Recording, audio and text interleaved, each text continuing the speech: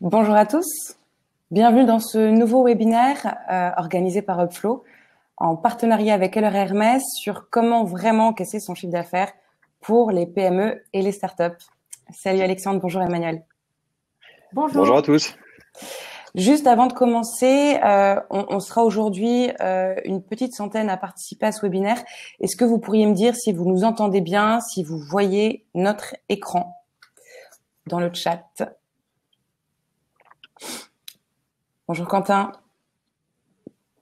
Est-ce que vous nous entendez? Ça a l'air de fonctionner. Super. Super Grégory. Salut Charlène. Oui, tout a l'air d'aller. Parfait. On peut commencer. Aujourd'hui, on a deux super intervenants. On vous avait vendu Jérôme qui devait être sur ce webinaire, mais malheureusement, il a un empêchement. Donc aujourd'hui, Alexandre qui est CEO d'Upflow et Emmanuel qui est responsable innovation chez Euler Hermès. Pour ma part, je suis Raphaël et je serai la modératrice de ce webinaire et je fais partie de l'équipe Upflow. Juste avant de commencer, quelques infos techniques. Ce webinaire va durer 30 minutes. 20 minutes durant lesquelles on vous parlera des enjeux du recouvrement et vous donner les bonnes pratiques à adopter pour recouvrir vos factures, et 10 minutes durant lesquelles on répondra à vos questions. À droite, vous avez deux onglets, la barre de chat sur lequel vous pouvez échanger entre vous et l'onglet questions. Vous pourrez poser vos questions si vous êtes inspiré. Je vais vous laisser vous présenter. Emmanuel, du coup, tu prends la place de Jérôme. Je te laisse commencer. Puis après, Alexandre, tu prendras le relais. Très bien. Donc, moi, je suis Emmanuel Mury. Bonjour à tous. Merci à l'équipe Upflow de m'accueillir. Donc, je suis responsable innovation au sein de l'équipe digitale Euler Hermès France. Je viens remplacer Jérôme qui lui est responsable agence de recouvrement pour vous parler justement du recouvrement et des bonnes pratiques sur le recouvrement externe. Super, merci beaucoup Emmanuel. On est très content de vous avoir et de faire ce webinaire avec vous aujourd'hui. C'est vrai que c'est un sujet, on fait de plus en plus de webinaires et on est très content que vous soyez tous là pour vous essayer de vous donner des bonnes pratiques. Et c'est vrai que c'est un sujet dont on parle finalement assez peu souvent, le recouvrement externalisé, alors que c'est un très bon complément à nos activités, et donc celle d'Upflow. Et donc moi, je suis Alexandre, je suis le cofondateur et CEO d'Upflow. Ça fait maintenant 2 ans que on crée cette solution prise à se faire payer. Donc on est pile dans le sujet du jour. Voilà. Et je tiens aussi à remercier Raphaël qui nous organise ces webinaires avec brio, et c'est toujours chouette de t'avoir. Merci beaucoup. Du coup, aujourd'hui, très rapidement, ce qu'on va faire, c'est qu'on va vous parler un peu des grands enjeux du recouvrement de factures en B2B. On parlera aussi un peu des impacts du Covid, évidemment, puisque c'est le sujet du moment. L'équipe de l'RMS pourra reprendre un peu la main sur la partie du cycle d'order to cash, comprendre bien comment ça fonctionne, que vous ayez bien ça en tête. Et surtout comprendre où est-ce qu'il faut appuyer et où est-ce qu'il faut se focaliser pour ne rien oublier et ne pas laisser filer les délais de paiement et les impayés. On verra un peu les acteurs de la trésorerie et pour on a une dizaine de slides aujourd'hui, donc ça sera assez court. L'objectif, c'est surtout de laisser la place aux questions. La dernière fois, on en a vu qu'il y en avait beaucoup, donc on va pouvoir vous laisser place aux questions derrière, en espérant qu'on puisse y répondre. Et sinon, on pourra y répondre par mail ou suivre ça directement avec vous. Voilà pour aujourd'hui. Juste donc du coup pour commencer, et donc c'est moi qui pars de cette partie-là, les constats et les grands chiffres qu'on a en tête sur l'état du marché. Vous avez tous entendu parler de la loi LME, donc la loi de modernisation de l'économie, qui impose une limitation à 60 jours des délais contractuels de paiement des factures. Et en fait, comme vous pouvez le constater sur le premier chiffre qui est à gauche, le délai de règlement constaté en France en B2B, c'est 59 jours. Donc vous voyez déjà le premier problème qui est déjà là, qui vous indique que la loi ne fait pas tout. C'est qu'en fait, même si on a une loi qui impose un délai maximum de 60 jours, en réalité, on a déjà en moyenne, donc ça veut dire qu'il y en a qui sont beaucoup plus que ça, un délai de paiement de 59 jours. Ce qui est hyper important pour vous, pour votre entreprise, c'est d'essayer de comprendre quels sont les délais de paiement chez vous et savoir comment les améliorer. Bien sûr, 80% des sociétés indiquent que ça a un impact fort sur leur entreprise. On n'a pas de mal à l'imaginer. Pendant 59 jours en moyenne, c'est vous qui financez de l'argent qui devrait être sur votre compte. c'est un énorme problème. Et en fait, c'est un problème pour votre trésorerie. C'est un problème pour votre trésorerie parce que vous devez avancer cet argent. Il y a un autre problème qui est constaté, et donc toujours sur ces chiffres d'Atradius qui sont hyper intéressants, c'est de se rendre compte que le taux de créance qui est irrécouvrable est en moyenne de 1,9%. Ce chiffre-là, c'est souvent le chiffre qui est le moins regardé par les entreprises, par les dirigeantes et les dirigeants d'entreprise quand on leur parle, et pourtant, c'est celui qui a le plus d'impact. Vous voyez sur la gauche de l'écran, 59 jours, c'est du retard, en gros, c'est du délai de paiement et donc souvent du retard. Le chiffre qui est sur la droite, 1,9, c'est plus du retard. C'est vraiment du chiffre d'affaires que vous n'allez jamais encaisser. Pour vous remettre les choses en contexte, on a un petit calculateur sur le site de Flow, vous pouvez aller jouer avec si vous le souhaitez.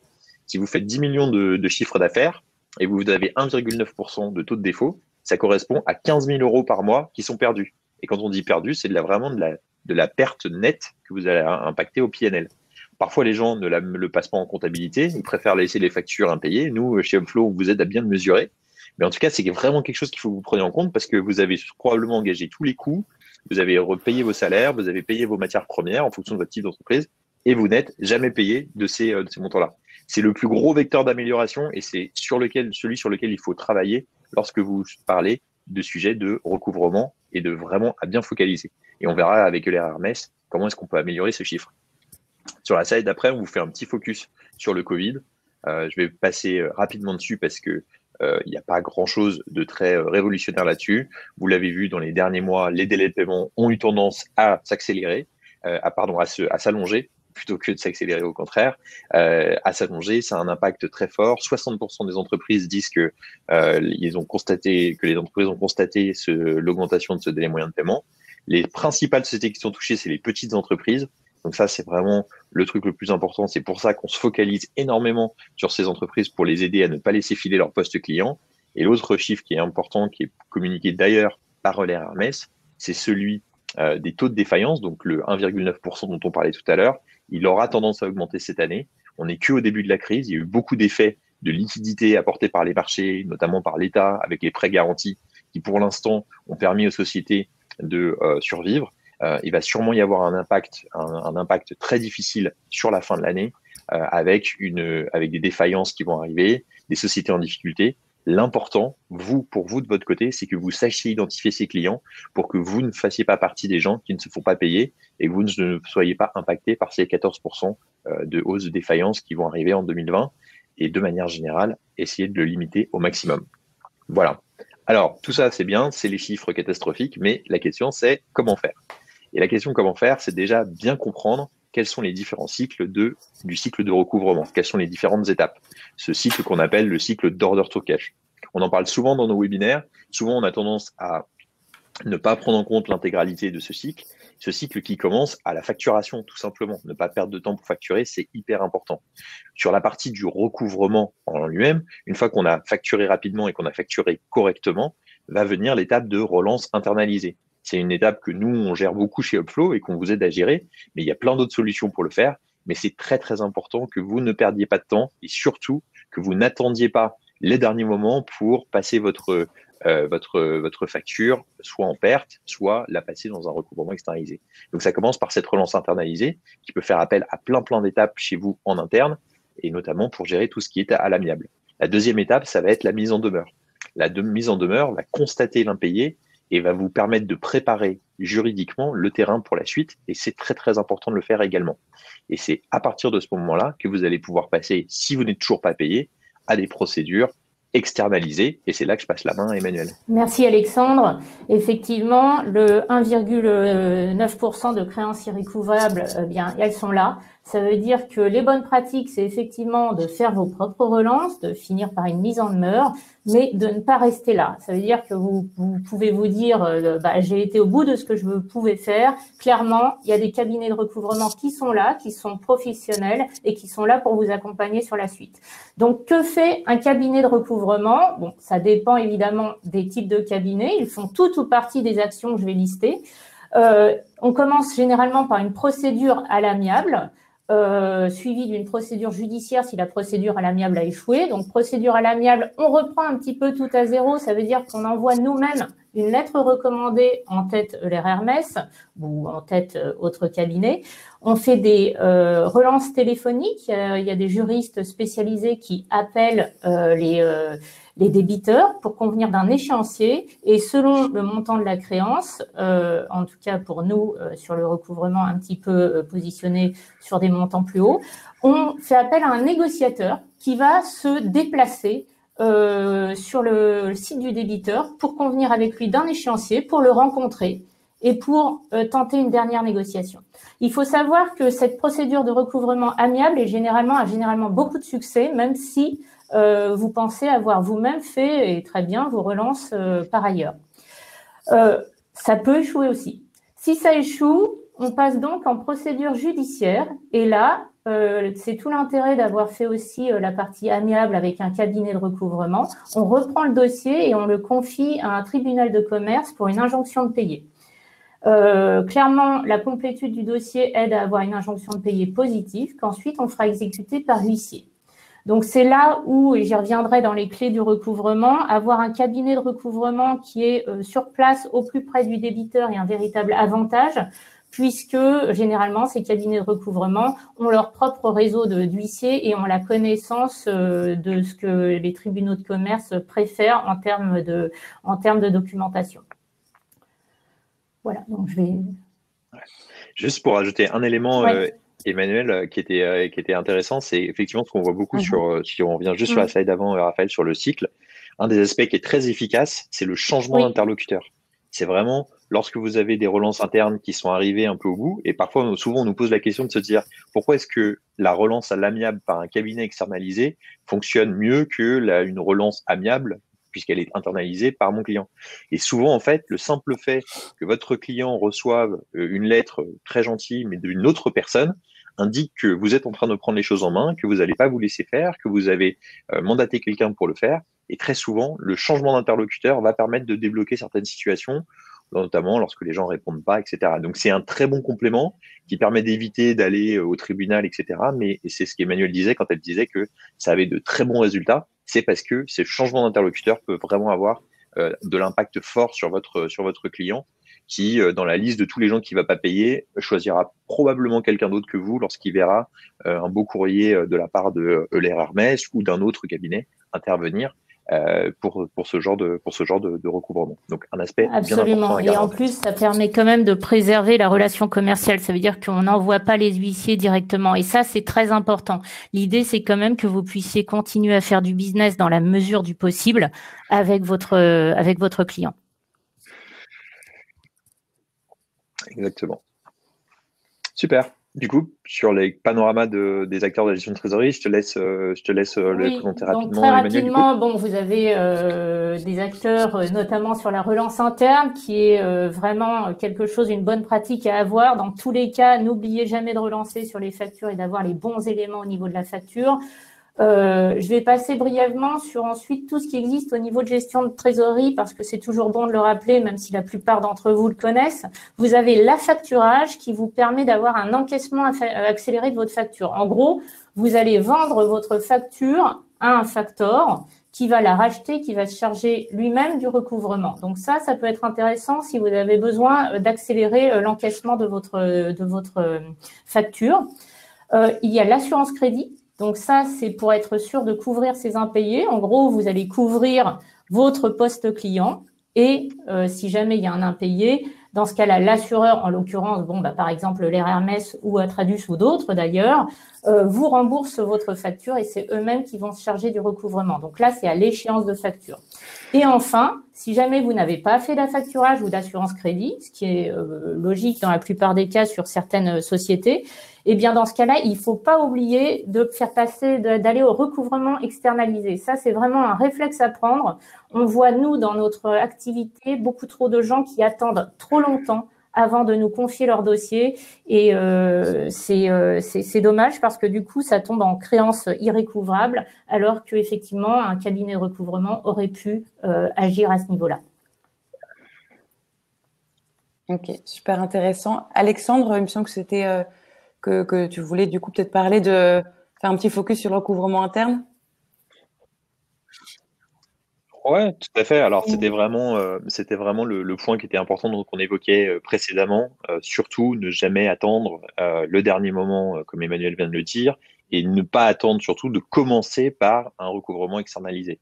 Il y a beaucoup de choses qui se font en interne et qui est très souvent la clé du problème lorsqu'on se retrouve à analyser pourquoi est-ce que les délais de paiement sont très élevés, est souvent lié à des mauvaises pratiques, à la fois sur la facturation, donc bien structurer sa facturation. On en parle à peu près à tous nos webinaires, mais le fait qu'une facture ne soit non conforme, le fait que la facture soit envoyée à la mauvaise personne, qu'elle ne comprenne pas tous les éléments qui sont nécessaires pour le débiteur pour payer cette facture, est déjà la meilleure manière de se faire payer en retard. Donc ça, c'est vraiment un aspect clé, structurer sa facturation. Ça commence notamment souvent par avoir le bon outil de facturation, pas avoir un outil de facturation fait maison qui va peut-être oublier certains éléments, qui va produire des factures non conformes juridiquement, ce genre de choses. CF, notre webinaire de la semaine dernière. Le deuxième aspect, c'est effectivement relancer efficacement. Emmanuel le disait tout à l'heure, préserver la relation commerciale est extrêmement important. C'est un des aspects clés, effectivement, de préserver cette relation commerciale, de s'assurer que vous-même avez bien pris contact avec le client, pour pas se retrouver, que le client ne se sente pas pris un peu au dépourvu ou en porte-à-faux lorsqu'il va se retrouver avec un cabinet externalisé. Et l'autre aspect qui est très important sur les aspects internes, c'est de bien collaborer chez vous en interne. Souvent, c'est l'équipe financière qui va émettre la facture, parfois c'est même automatique. C'est très important que la personne qui a cette relation commerciale soit bien en contact avec les différents interlocuteurs chez votre client. Donc que ce soit l'équipe financière de votre client, votre responsable de projet, tous ces éléments-là pour être sûr que tout a bien été mis en place, que tout est clair du point de vue de votre client, et ça règle la grande majorité des cas. C'est vraiment ça qui est important, c'est de à la fois avoir cette bonne communication et surtout que cette communication soit bien systématique, c'est-à-dire que vous ayez des process en place qui fait que vous vous rendez pas compte 2 mois plus tard qu'en fait cette facture n'a jamais été envoyée, qu'elle a été envoyée, qu'en fait elle a jamais été relancée, ou alors qu'elle a été relancée, qu'elle n'a pas été payée, mais que ça fait 2 mois en fait qu'il se passe rien. Et ça, honnêtement, je mets vraiment les pieds dans le plat, on le voit tout le temps chez nos utilisateurs, des factures qui datent d'il y a 6 mois, il ne s'est rien passé, on n'a aucune information sur qui est quoi, le commercial n'est même pas au courant que cette facture n'a pas été payée. C'est vraiment ce qu'il faut éviter, et ça commence par de la relance interne. Si jamais ça n'a pas suffi, et ça arrive, on peut vraiment améliorer, mais si ça n'a pas suffi, c'est le moment de passer à un recouvrement externalisé. Et donc, Emmanuel va nous donner les clés pour ce recouvrement. Merci Alexandre. Donc, juste pour revenir sur ce que Alexandre dit, en fait, toutes les clés pour le recouvrement en interne vont être autant de clés pour le recouvrement en externe. Je réinsiste là-dessus lourdement. Ce que dit Alexandre, c'est tout à fait vrai. Ça veut dire que de temps en temps, on a des clients qui viennent vers nous en ayant facturé la mauvaise entité, c'est-à-dire le nom commercial et non pas l'entité officielle. Il manque des adresses, il manque des contacts. Donc, tout ce travail en amont pour vous allez devoir facturer est indispensable ensuite aussi pour le recouvrement en externe. Donc, les clés pour le recouvrement en externe, c'est déjà aussi d'avoir une approche orientée ROI. Ça veut dire que le recouvrement externe a un coût, soit, et en fonction du montant de la facture, ça peut valoir le coup de faire appel à différents intervenants dans la chaîne du recouvrement, soit de faire du full digital avec de la simple relance par email sur des petits montants, soit aller sur un recouvrement avec appel juriste, négociateur, etc., sur des plus gros montants qui valent quand même le coup qu'on s'y attache. Donc, d'avoir une stratégie, de mettre en point chez vous une stratégie en se disant, voilà, sur cette typologie de facture, je fais moi-même. Sur cette typologie de facture, je vais faire peut-être passer à un intervenant un petit peu plus digital. Et sur cette typologie de facture, je vais passer à un vrai process, tous sont des process de recouvrement, mais un process de recouvrement plus complet.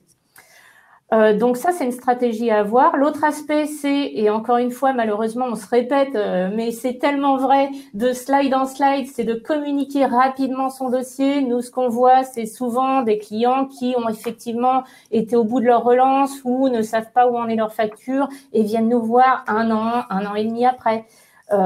Où les chances de recouvrement de la facture baissent drastiquement. Il faut être conscient que lorsque nous, on va vous montrer une courbe juste après, plus vous attendez pour communiquer votre dossier de recouvrement à un cabinet extérieur, moins les chances de recouvrer sont grandes. Pourquoi? Parce que simplement, chez votre client, la comptabilité peut avoir changé. Ça peut ne plus être la même personne qui va pas se souvenir de la facture. On va perdre la trace. On va perdre la trace commerciale. Donc, plus vous attendez, plus vous prenez de risques de ne pas être payé. Et enfin, c'était ce que j'évoquais un petit peu, c'est privilégier une approche locale.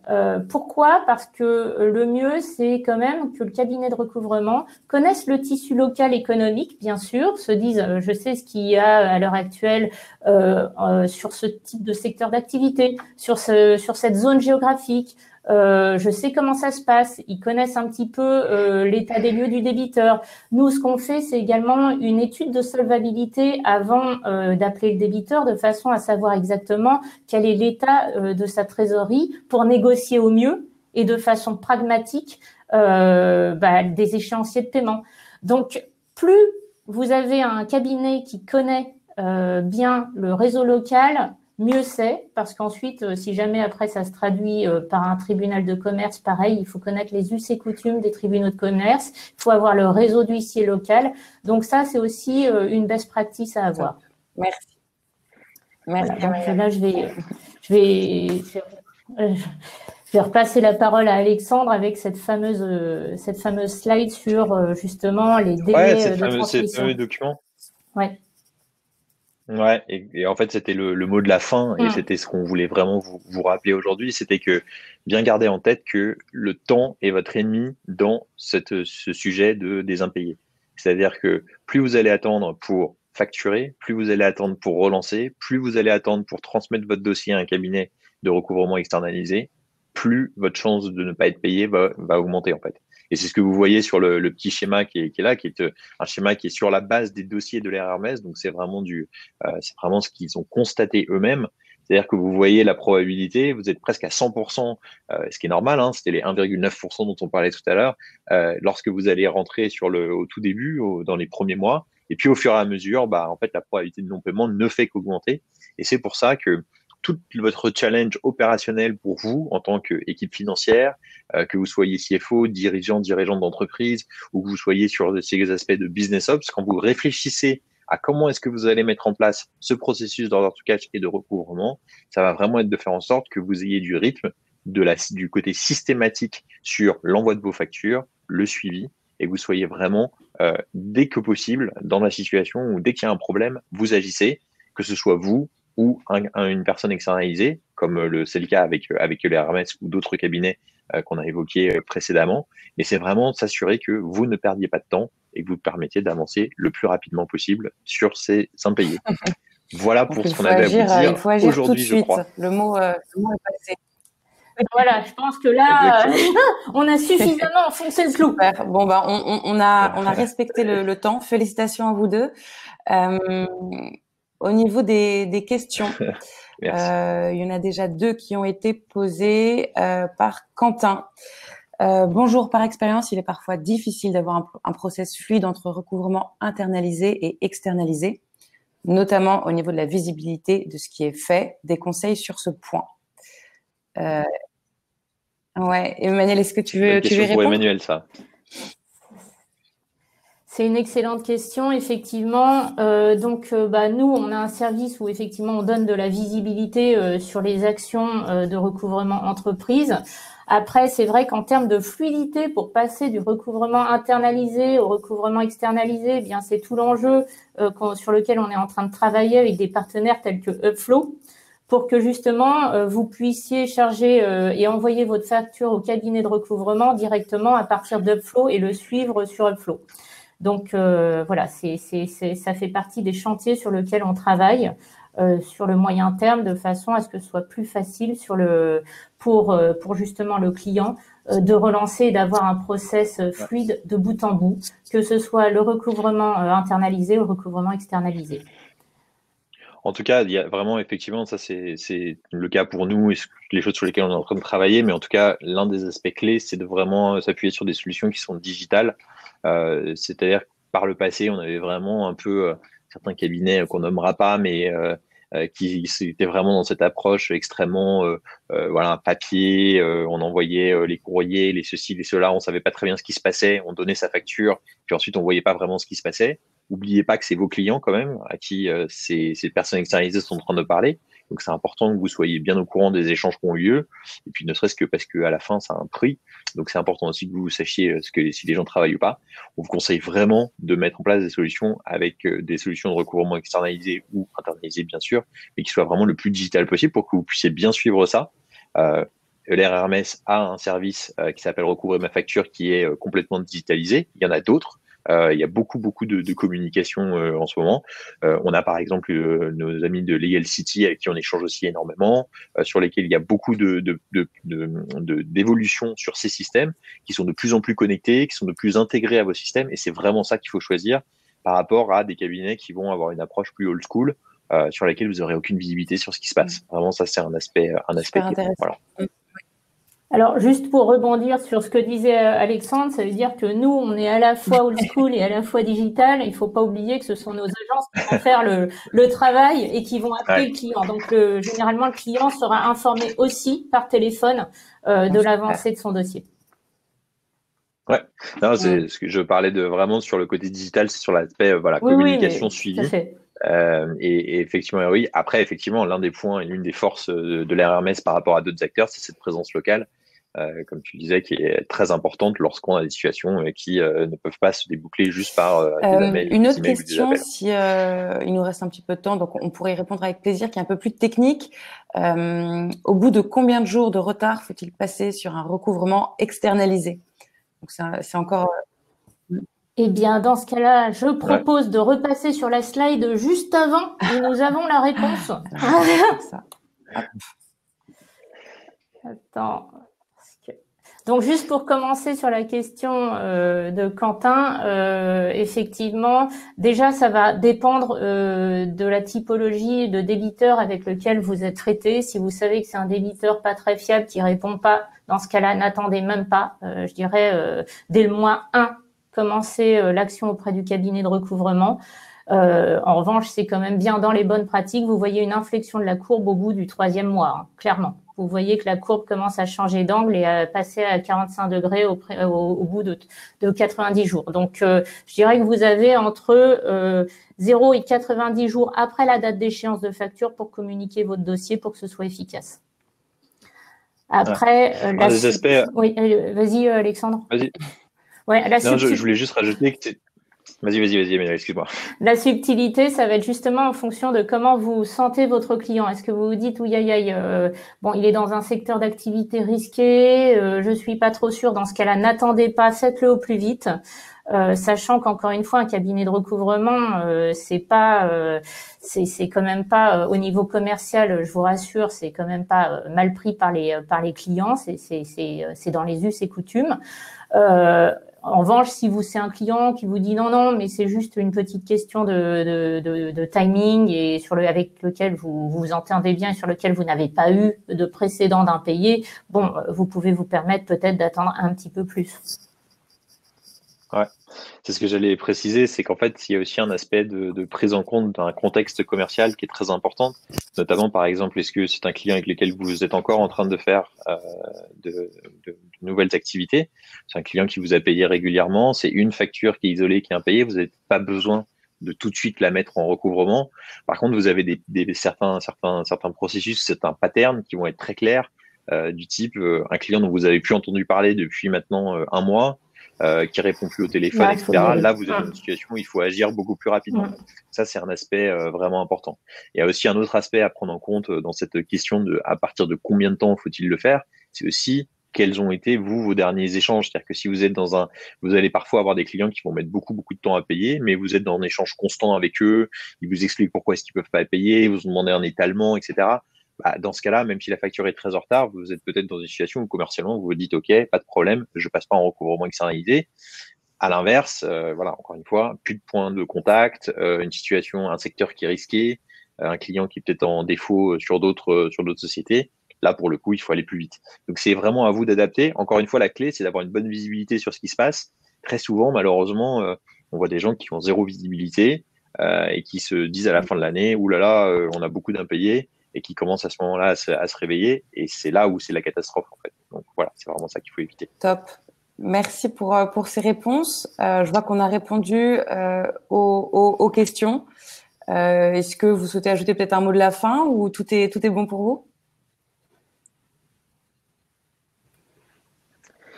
Oui, moi j'ai juste un petit mot de la fin. Merci beaucoup à Euler Hermès d'avoir participé à cette présentation.